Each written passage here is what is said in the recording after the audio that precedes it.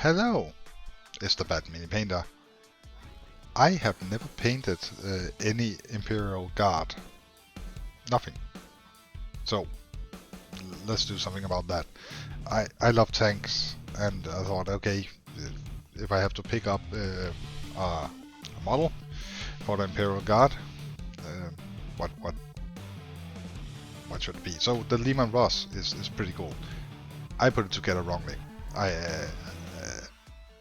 One of the guns are upside down.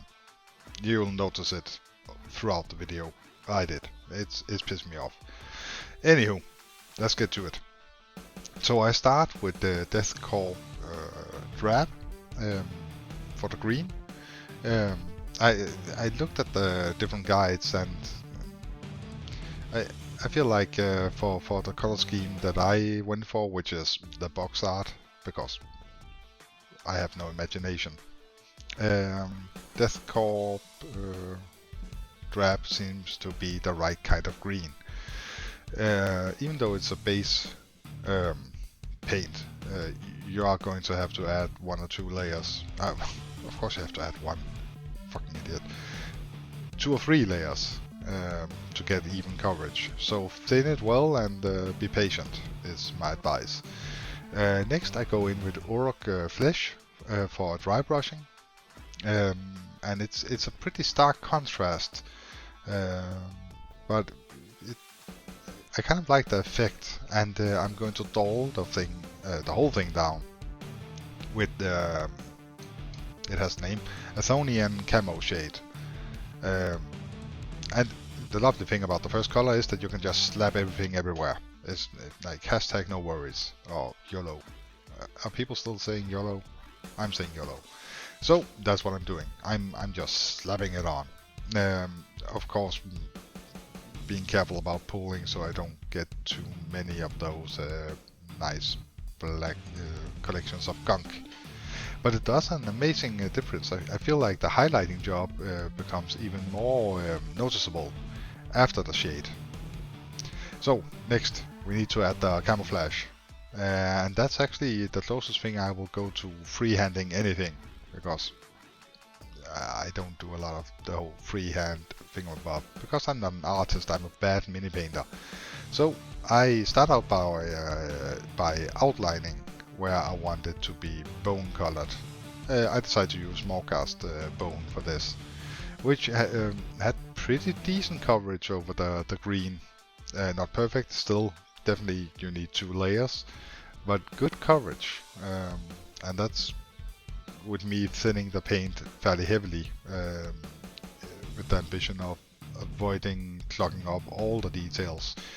I can clog up some details, but you know, not all of them. That's just dumb. And next I go in with the Screaming Skull for some dry brushing on, preferably only, but not exclusively, on the bone colored part of the camouflage. And I think the effect came off like pretty nicely. As you maybe are able to spot, the paint kind of gunked up on me on some of the edges. I did go back and remedy that, but it was a pain, and I won't show that on video because it's just awful footage. But I dry brush fairly a lot. And then I go in with Raglan Flesh shade to add shade to all the bone colored camo parts. And that did gunk up quite a bit, so I had to clean up afterwards with more cast again. But I think I got away with it. You'll see in a couple of seconds how it ended up looking. Lead Belcher for all the metal parts, and I'm never going to play with this. Like, it's just going to be on the shelf, so I decided to go with the biggest gun that I could. So Lead Belcher for that. Lead Belcher for the threads of the tank, and the guns and other bits and bobs here and there. There are some vents that I decided to give once over with Lead Belcher as well.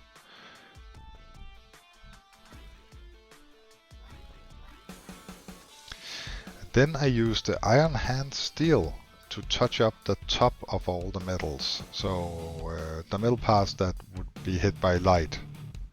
It's a slightly lighter metal than lead belcher. And the way that I filmed this and the lightning is hitting it, it's hard to see, but when you hold the model in front of you, it does quite a big difference.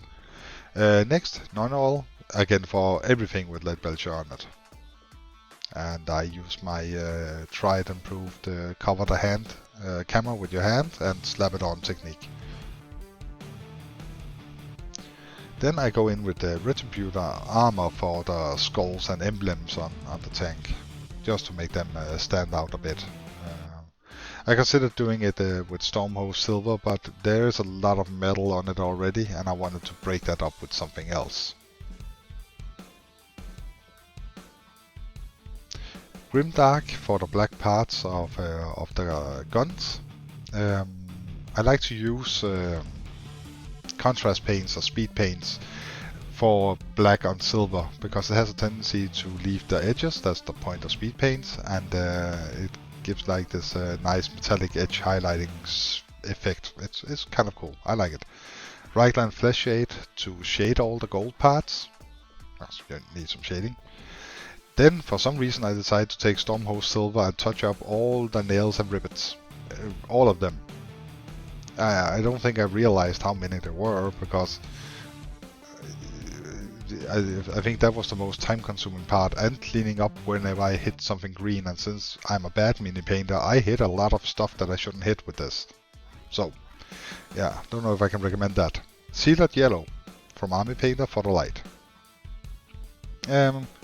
I guess that's just yellow, but Sealed Yellow is a nice warm one, and I wanted a warm light. Then I'm doing something new. Not for me, but I don't think I've done it on a video, but I'm adding pigment. Carbon black. I'm slapping that on the end of the gun barrel and on the exhausts. And that's simply to make it look a little dirty. Grime it up a bit. There will be gunpowder residue and fuel residue, smoke residue.